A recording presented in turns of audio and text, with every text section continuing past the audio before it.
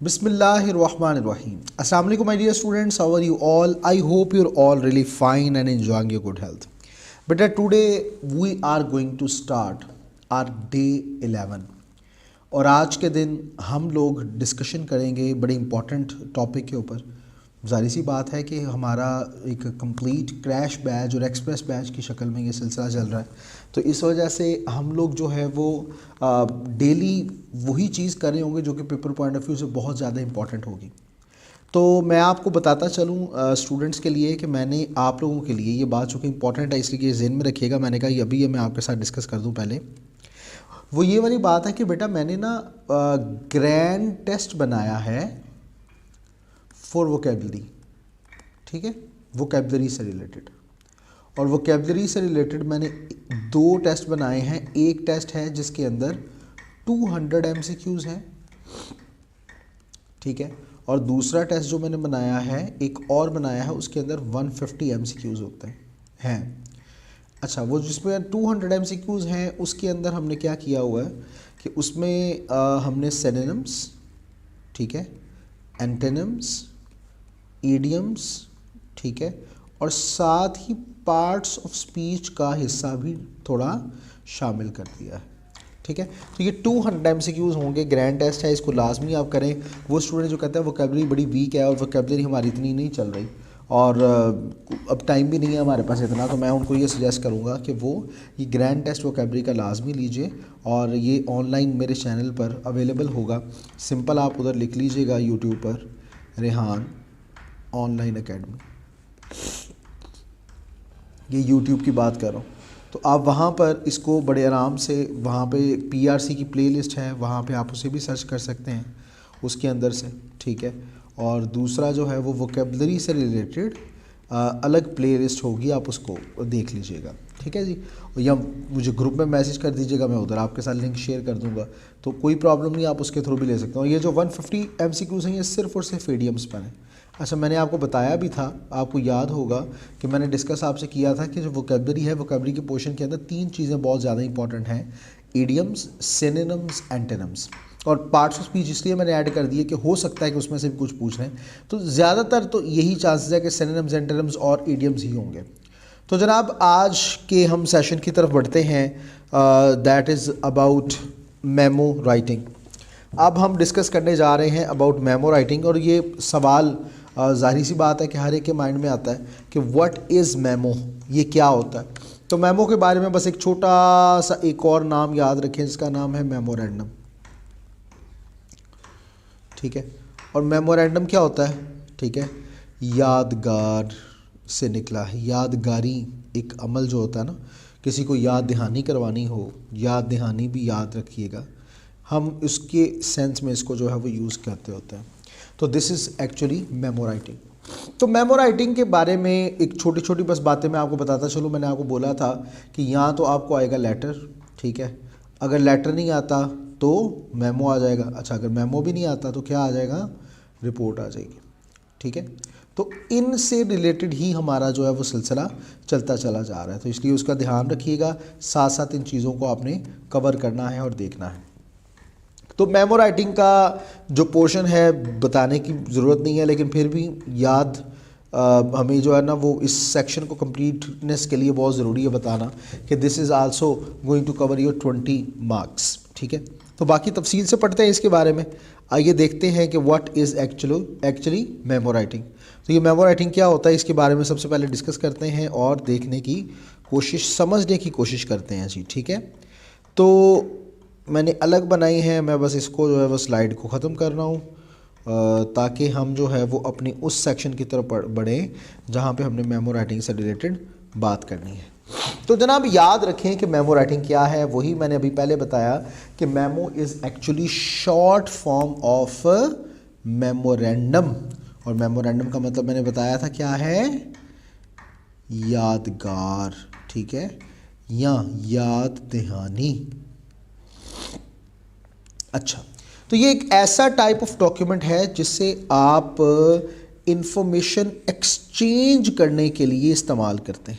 पहले सिर्फ इतनी बात समझें, इंफॉर्मेशन एक्सचेंज करने के लिए यानी कोई एक इंफॉर्मेशन है जिससे पूरी कंपनी को बताना है, बजाय इसके कि एक एक को अलग अलग लेटर लिखा जाए, एक एक को अलग अलग जाके किसी की ड्यूटी लगाई जाए कि जाओ भाई जाके आप जाओ। जैसे मिसाल के तौर पर चले मैं आपको बताता हूँ, आप कॉलेज के अंदर आते हो तो कॉलेज के अंदर होने वाली कोई भी एक्टिविटी जो है उससे रिलेटेड आपको पता होना चाहिए।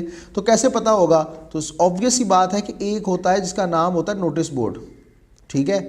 तो नोटिस बोर्ड के ऊपर तमाम तर इंफॉर्मेशन जो है वो होती है, और कहा जाता है कि हर कॉलेज के अंदर ये बात कही जाती है कि whenever you come to college you have to have a glimpse of notice board. इसको लाजमी देखना है, एक झलक लाजमी देख जाए ताकि आपको पता हो कि what are the activities that are going on, what are the announcements that are very necessary from the college administration, college management, and they want you to let yourself aware about those particular things। तो आपको उनके बारे में पता होना चाहिए।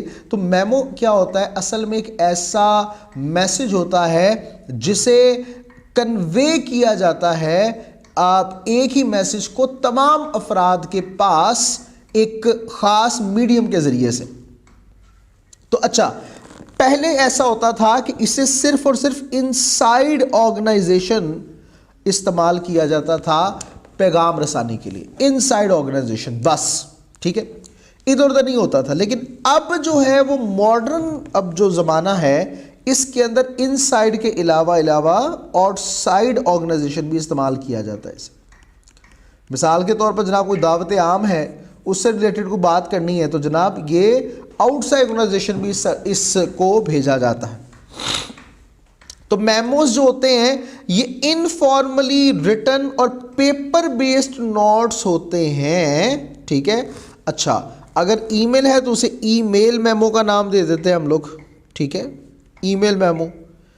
असल में ये अब जो है अगर ईमेल के थ्रू आपने भेजना है, वैसे लेटर के थ्रू चूँकि ये ज़्यादा ये लेटर की टाइप है तो इसलिए पेपर बेस्ड नोट्स होते हैं जो कि शेयर किए जाते हैं कोवर्क्स के दरमियान इनसाइड एन ऑर्गेनाइजेशन, ठीक है। तो मैंने बताया कि इनसाइड के अलावा आउटसाइड भी यूज़ किए जा सकते हैं, ठीक है।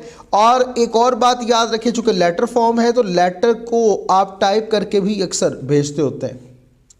तो कंप्यूटर्स के दौर की वजह से अब इसका जो इस्तेमाल है वो और ज़्यादा बढ़ चुका है, ठीक है, यानी बहुत ज़्यादा इसको यूज़ किया जाता है। एक यानी से व्हाट्सएप कर दिया जाता है, मैसेज कर दिया जाता है। आपका अगर कोई स्टडी ग्रुप बना हुआ है, आपका कॉलेज का कोई ग्रुप बना हुआ है तो उसके अंदर वो इन्फॉर्मेशन शेयर कर दी जाती है।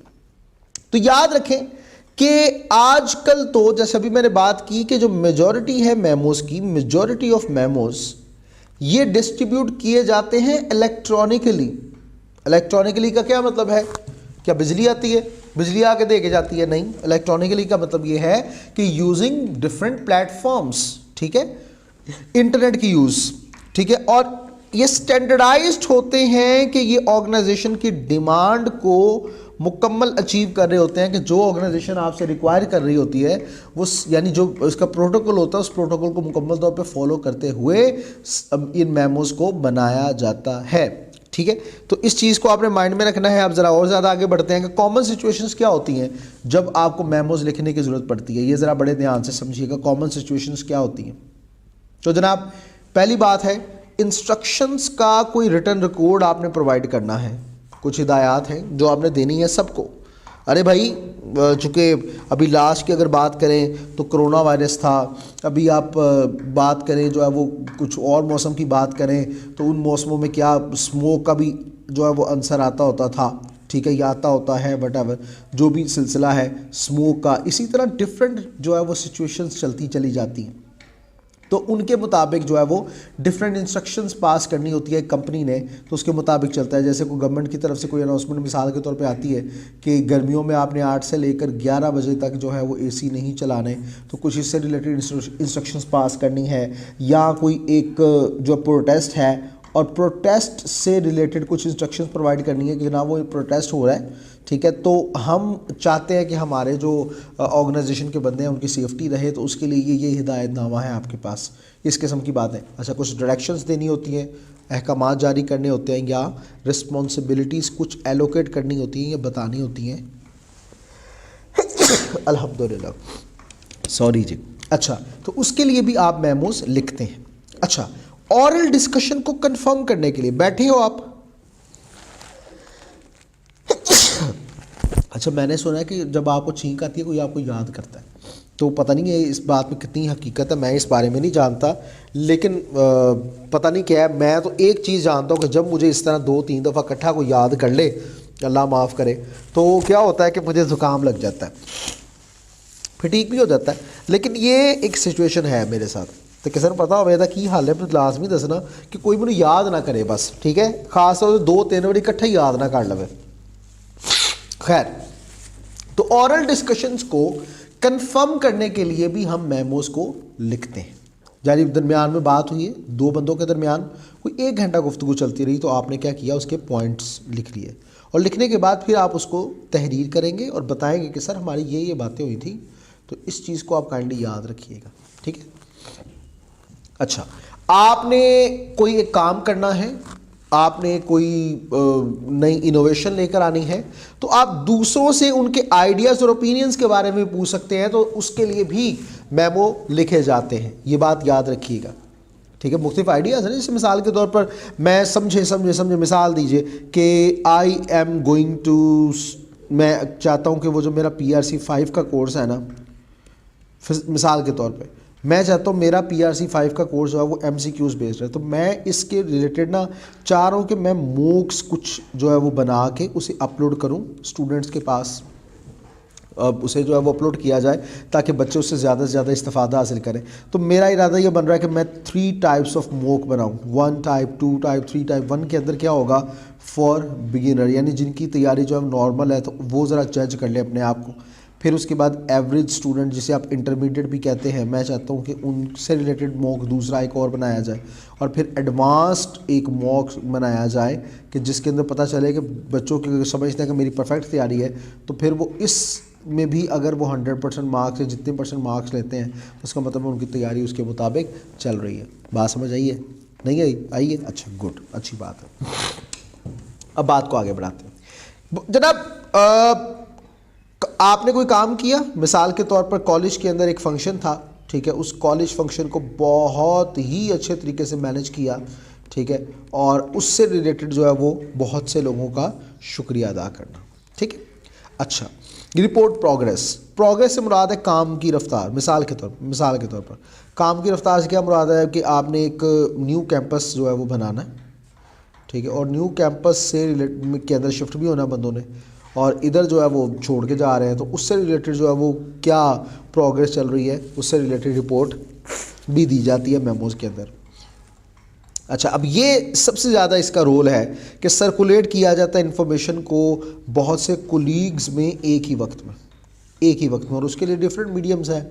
एक व्हाट्सएप ग्रुप हो सकता है, ठीक है, एक ये तरीकाकार हो सकता है। अगर व्हाट्सएप नहीं है तो जनाब नोटिस बोर्ड हो सकता है, ठीक है। नोटिस बोर्ड में वो ख़ास मखसूस बंदों को आपने को बात करनी है।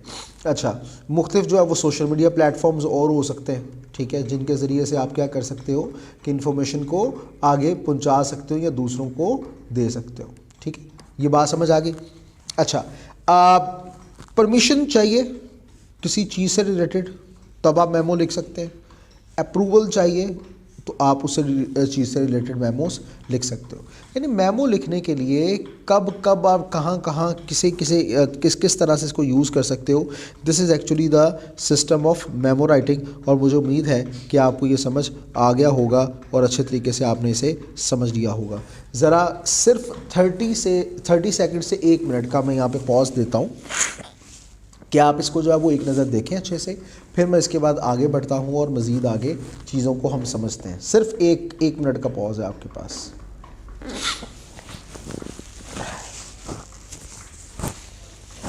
भाई लोग, आई होप आपने समझ लिया होगा, देख लिया होगा। अब यहाँ से आगे बढ़ते हैं और चीज़ों को आगे बढ़ाते हैं। अब मैं आपके सामने जो मेमो है उसके पैटर्न को शेयर करने जा रहा हूँ। मिसाल के तौर पर सबसे पहले आपने क्या करना होगा, डेट, और डेट को लिखना है, याद रखिएगा, ठीक है। डेट का टाइटल यानी जो हेडिंग है वो देनी है आपने, इस चीज़ को नहीं भूलना, ठीक है। डेट की हेडिंग दें आप। दूसरा चीज़, जैसे डेट है तो उसमें क्या, अब देखिए डेट का क्या पैटर्न हमने पढ़ा था कि आपने ईयर जो है वो हमेशा, एक मिनट मैं से ज़रा 1 मिनट, ओ 1 मिनट, ओ सबर, ओ ज़बर, ओ रुक जा, ओ रुक,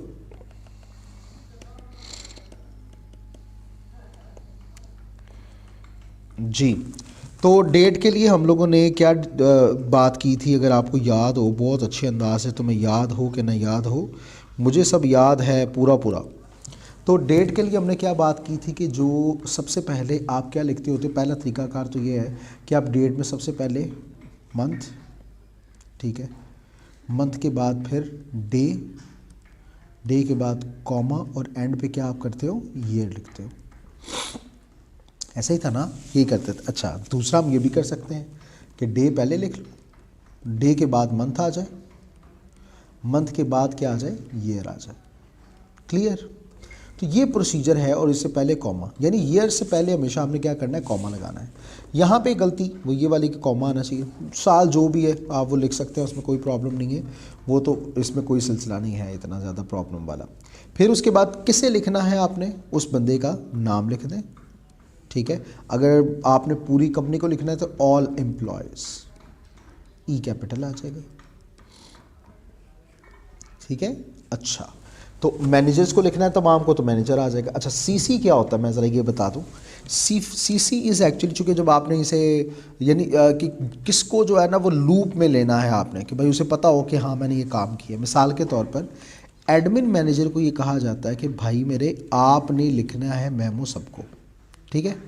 एडमिन मैनेजर की ये ड्यूटी लगा दी जाती है। तो एडमिन मैनेजर क्या करेगा कि वो टू तो लिखेगा, लेकिन साथ साथ सीसी भी ऐड कर देगा, क्योंकि इलेक्ट्रॉनिकली भेज रहा है ना वो।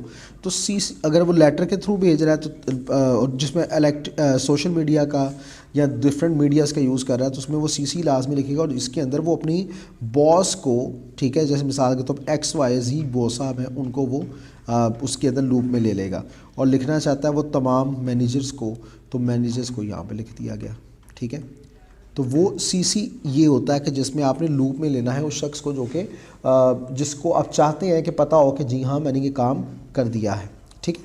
इसलिए सीसी यहाँ पे क्या किया, चूँकि आई एम एट SBI, तो SBI कॉलेज के जो ऑनर हैं वो आतिफ आबदी साहब हैं, और लिखा किसे जा रहा है, रेहान सरवर साहब को। आप जानते तो होंगे रेहान सरवर साहब कौन है, खैर गुड, जानते हैं तो अच्छी बात है। फिर उसके बाद जनाब आता है हमारे पास किसकी तरफ से, ठीक है, किसकी तरफ से भेजा जा रहा है, जहांज़ेब खान साहब की तरफ से, और ये कौन, एडमिन मैनेजर होंगे वट एवर जो भी। तो लिखने की ज़रूरत नहीं है, ठीक है। सब्जेक्ट क्या है कि कॉलेज से रिलेटेड, इसलिए मैं यहाँ पे लिख रहा हूँ कि ग्रैंड टेस्ट सेशन जो है ना वो PRC का, उससे रिलेटेड कोई ना कोई गुफ्तगू है, पता नहीं क्या है वो, तो मेमो देखेंगे तो पता चलेगा।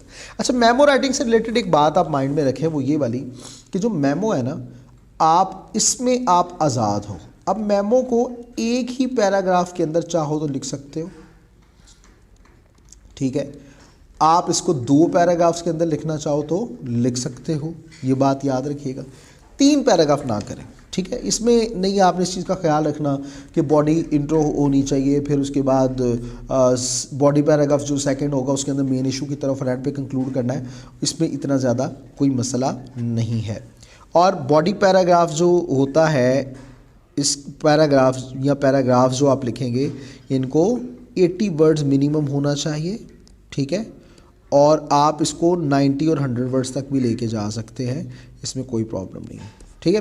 अब देखिए, जैसे मिसाल के तौर पे यहाँ पे लिखा गया, मेमो किस चीज़ से रिलेटेड है, kindly be informed that the grand test for PRC students will begin in 15 days, ठीक है, और before the examinations and will last for 2 to 3 weeks.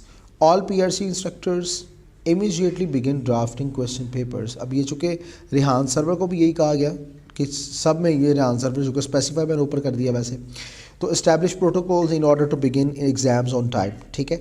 अब यहाँ पे थैंक्स, आप इसमें क्या करेंगे कि 80 वर्ड से अगर कम है तो आप थोड़ी सी इजाफा कर देंगे इसके अंदर, ठीक है। तो आप कहेंगे कि in these,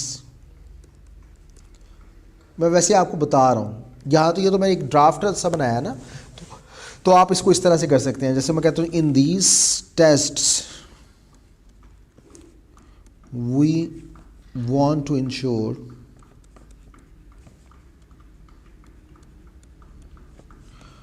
100% dedication of every person related to this, ठीक है। क्वेश्चन पेपर्स,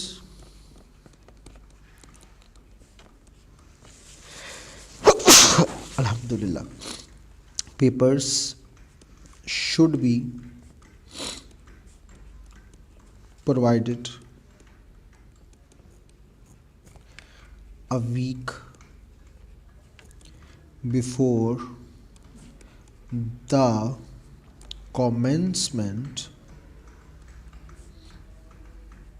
of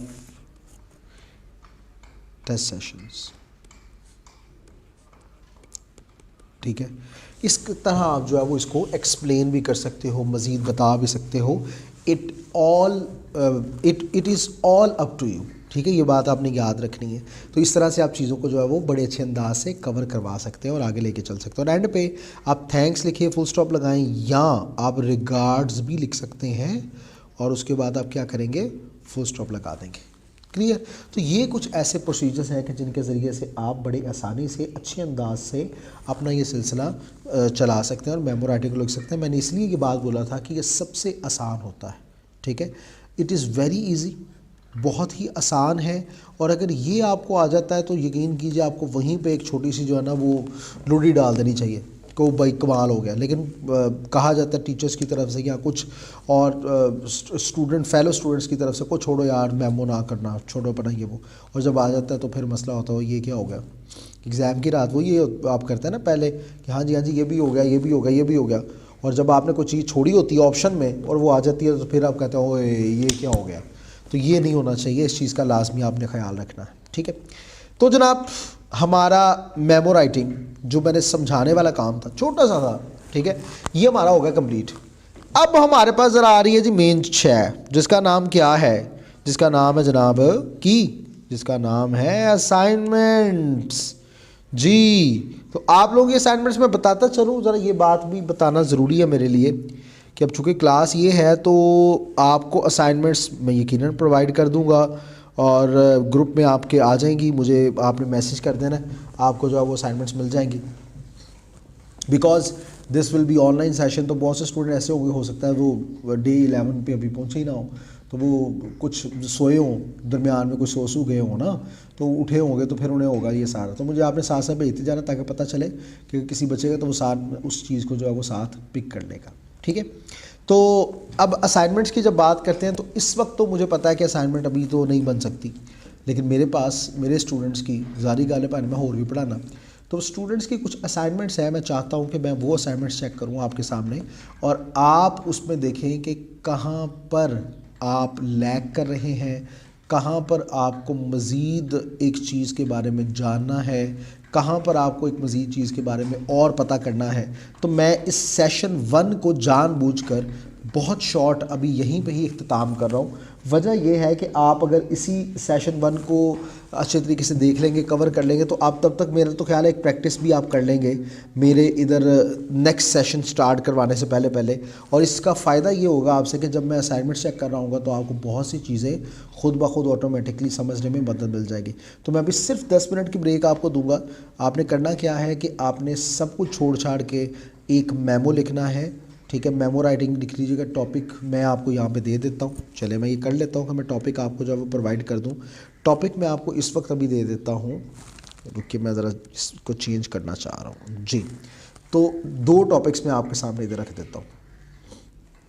पहला टॉपिक मैं कहता हूँ जनाब वो होगा कि 2nd फ्लोर रेनोवेशन, ठीक है। वो रेनोवेट हो रहा है और उसकी रेनोवेशन में अभी जो है वो 15 डेज़ बाकी हैं, ठीक है। 15 डेज़ अभी बाकी हैं, ये ज़रा ध्यान से सुनते जाइएगा। मैं उसमें 15 डेज़ अभी बाकी हैं, तो आपने क्या करना है कि आपने लेटर लिखना है, ये मेमो लिखना है और मेमो के अंदर तमाम स्टाफ को बताना है कि अभी आपको मज़ीद इसी परेशानी में 15 दिन गुजारने पड़ेंगे और उसके बाद चूँकि हमारा सेकंड फ्लोर अच्छे से रेनोवेट हो जाएगा तो आप सबका जो अच्छी सी सीट्स एंड ऑल दैट सब कुछ जो है वो उसका अरेंज भी बड़ा अच्छा बनाया गया है। तो आपने सिर्फ 15 दिन और सब्र करना है, इससे ज़्यादा नहीं। तो आप बाकी सारे जो किसे लिखना है क्या है ये सब कुछ खुद आप एज्यूम कर सकते हैं, इसमें कोई प्रॉब्लम नहीं है, आप खुद करें। मुझे बस आपका असल में देखना है कि आपने पैटर्न क्या है और चीज़ों को कैसे आपने लिखा है।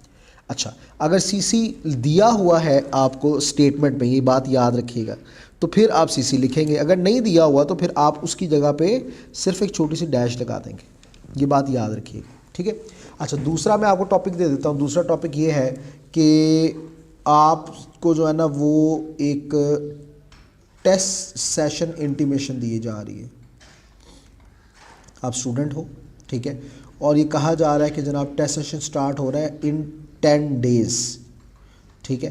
तो 10 दिन में टेस्ट सेशन स्टार्ट हो रहा है, आप लोग तैयारी कर लो, तैयारी पकड़ लो। और हम लोगों ने आपसे जो टेस्ट लेने हैं ये आपका रियल टेस्ट होगा ऑफ योर एबिलिटीज़। तो चुप करके ज़रा ना अच्छे से इसकी तैयारी शुरू कर दें। और जो स्टूडेंट इसमें पास नहीं होगा, हम उसका ये बात याद रखिएगा कि हम उसे कॉलेज में फ़ाइन कर देंगे। एक्सपेल वाला काम बहुत बड़ा हो जाएगा। हम फ़ाइन करेंगे पर टेस्ट जो है वो 100 रुपीज़ अगर वो उसमें फ़ेल होगा, ठीक है। तो ये बातें दो आपके पास ये मैंने टॉपिक्स दे दिए हैं, इससे रिलेटेड आप ज़रा मेमो करें और करने के बाद मेरे साथ शेयर करें। मैं सिर्फ आपको देता हूँ 10 मिनट की ब्रेक, बल्कि लिखने में एक लिखना है आपने, तो ज़्यादा टाइम नहीं लगना। वैसे इसकी टाइम मैनेजमेंट बहुत आसान है कि आप ज़्यादा से ज़्यादा इसके ऊपर जो टाइम देंगे, एक प्लानिंग की बात करें तो 3 मिनट्स में आप प्लानिंग कर लेंगे, ठीक है, कि क्या करना है। फिर उसके बाद आपने 8 से 11 मिनट्स के अंदर अंदर इसको लिख देना है सारे को, यानी ज़्यादा से ज़्यादा इसको जो टाइम देना वो 15 मिनट्स। बहुत आपके पास जो है ना वो ये 15 मिनट्स भी काफ़ी हैं, खाई नहीं ख़त्म होता है, तो ये टाइम आपने देना है। तो मैं आपको चले 15 मिनट्स की ब्रेक ही देता हूँ अभी, और 15 मिनट्स के अंदर एक लेटर लिख के तो आप ग्रुप के अंदर शेयर कर दें और मैं फिर इसको चेक भी इंशाल्लाह कर दूंगा। तो अब इंशाल्लाह 15 मिनट्स के बाद मिलते हैं कुछ असाइनमेंट्स के साथ जो मैं बच्चों की चेक करूँगा, तो आप उसे देखेंगे। तो जनाब मुलाकात करते हैं सिर्फ 15 मिनट के बाद। अल्लाह हाफिज़।